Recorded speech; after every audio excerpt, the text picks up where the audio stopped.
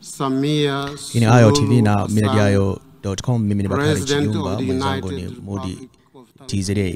Na tunakuletea taarifa ripoti kabisa moja kwa moja kutokea pale nchini Marekani kuhusiana na yale ambayo yanajiri katika mkutano wa 76 Baraza Kuu la Umoja wa Mataifa leo Septemba 23, 2021.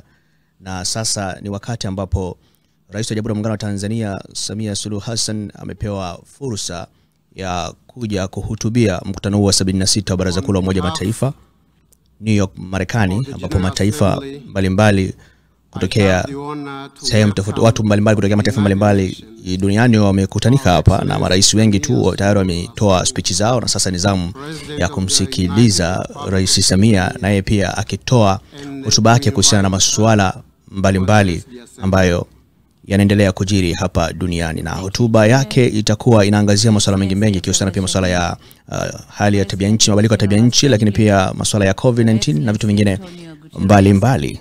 Secretary General of the United Nations, Excellencies, heads of state and government, distinguished delegates, ladies and gentlemen, let me commence by joining previous speakers in applauding you, Mr. President, for being elected to preside over the 76th session of this August Assembly, and for the exemplary manner in which you have been presiding over this session.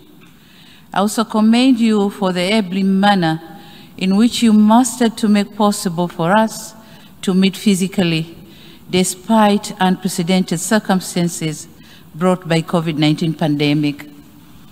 The holding of physical general debate this year, albeit with limitations, demonstrates again that humanity and multilateralism cannot and should not succumb to the virus. And thus, where there is a will, there is a way. This spirit is what we need going forward. It is why I support and subscribe to the theme of this 76th session that call all of us to build resilience through hope, to recover from COVID-19, rebuild sustainability, respond to the needs of the planet, respect the lives of the people, and revitalize the United Nations. Mr. President, this is my maiden speech at the United Nations General Assembly. Allow me, on behalf of the people and the government of the United Republic of Tanzania, to thank all members of the United Nations for your condolence message extended to our nation following the untimely passing of our late President, Dr. John Pombe Magufuli, on 17th March this year. May his soul continue to rest in eternal peace. We remain indebted to you for the thoughtful of comforting messages which helped us to prevail over that unprecedented test to our nationhood. It is in the same vein that I thank the outgoing President of the 75th session for dedicating a slot on the 59th plenary meeting of the General Assembly on 16th of April 2021 to pay tribute to our beloved late President Dr. Magufuli. Indeed, this was a gesture of solidarity and brotherhood. Mr. President, it is not by sheer coincidence that I chose to attend the United Nations General Assembly as my first trip outside Africa since I took the office. I did so out of my deep sense of conviction and faith in multilateralism, in solving multitude of challenges that our world faces today. I'm here to assure you that under my stewardship, Tanzania will remain a formidable member of the United Nations and a dependable supporter of multilateralism. We'll keep our arms open to those who embrace us and engage with us. We'll continue to be Tanzania that you have known and relied on, a Tanzania that peacefully and respectfully coexisted and cooperated with all countries, big or small, mighty or weak, rich or poor, to make this world, our world, a better place for all of us. Mr. President, COVID-19 pandemic has reminded us how vulnerable we are as individual countries, regardless of our size, wealth, or geography. As we meet here today, we have less than a decade ahead to meet our collective commitment to achieve the Sustainable Development Goals. I note with great regret that according to the Sustainable Development Goals report of 2020, right now, the world is not on track to achieve the 2030 agenda, mainly due to adverse impact of COVID-19.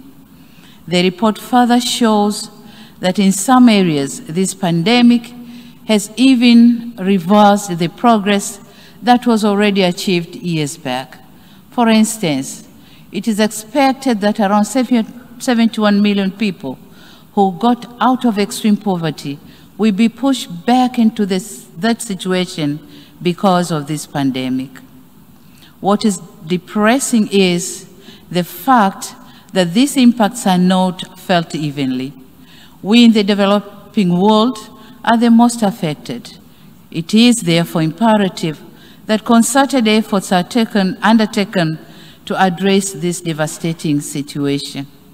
Mr. President, developing nations must be assisted in addressing socio-economic impact of out of COVID-19. On this note, we are thankful to multilateral financial institutions for their efforts in saving many economies from collapsing. These kinds of interventions are important. We cannot afford to take refuge on the onset of COVID-19 as an excuse for not making sufficient progress on achieving the Sustainable Development Goals.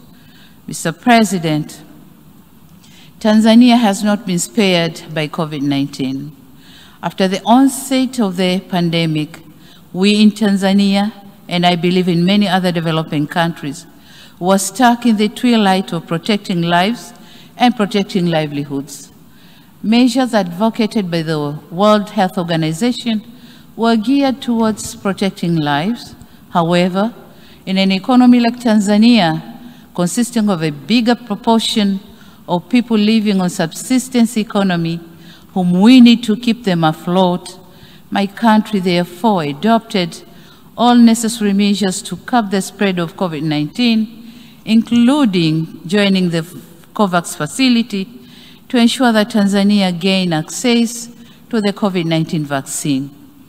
The vaccination campaign has started in July this year with the most vulnerable communities and later on other age groupings. Mr. President, globally, when COVID-19 vaccines were being developed, some of us were hopeful that this would mean something good to all of humanity. Nevertheless, we have come to learn that the virus is moving faster than the global production of distribution of vaccines. And the vast majority of vaccines have been administered in high and upper middle income countries. With the current pace, it is less likely that we'll meet the WHO threshold of vaccinating at least 40% of people in every country by end of 2021, and at least 70% by the first half of 2022. The level of vaccine inequity that we see is appalling. It is truly disheartening to see that whilst most of our countries have inoculated less than 2% of our populace and thus seek more vaccines for our people, other countries are about to roll out the third dose, calling it booster vaccine. We tend to forget that nobody is safe until everyone is safe. It is indispensable that countries with surplus COVID vaccine doses share them with other countries.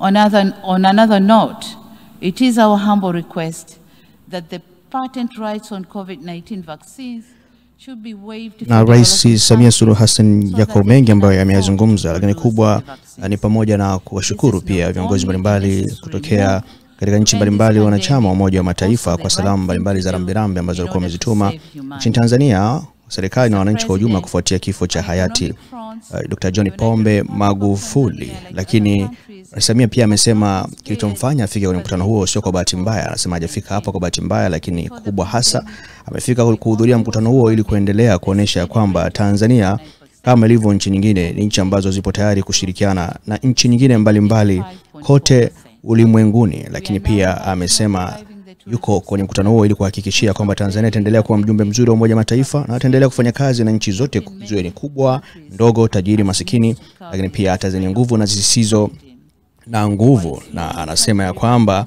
moja kati ya mambo ambayo Tanzania inayo ni pamoja na janga la corona. Kama ilivyo kwa nchi nyingine, Tanzania pia imekumbwa na janga la corona, na ameshukuru pia mpango wa chanjo ambao amesema mwezi Julai mwaka huu chanjo zimeanza kutolewa pia nchini Tanzania kwa wale watu ambao wana uhitaji wa haraka, hususan wale watu ambao wanatoa matibabu kama na wauguzi katika hospitali mbalimbali, lakini pia wazee na yale makundi maalum pamoja na watu wengine mbalimbali. Na anasema anaamini kama ilivyo kwa mataifa mengine, malengo ni kwamba hadi kufikia mwishoni mwa mwaka huu basi kwa 40% angalau watu wamepata chanjo ya corona. Lakini ameziomba pia nchi ambazo ni tajiri zisaidie pia nchi zinazoendelea kuzipa chanjo. Kwa baadhi ya nchi ambazo zina chanjo za ziada basi zitoe kwa nchi zinazoendelea ambazo nyingine bado chanjo zake hazitoshi. Lakini ametaka pia sheria ziwekwe vizuri ili ikiwezekana pia hata nchi zinazoendelea ziwe na uwezo wa kuzalisha chanjo ambazo zitawasaidia pia kupambana na majanga mbalimbali ikiwemo janga hili la corona.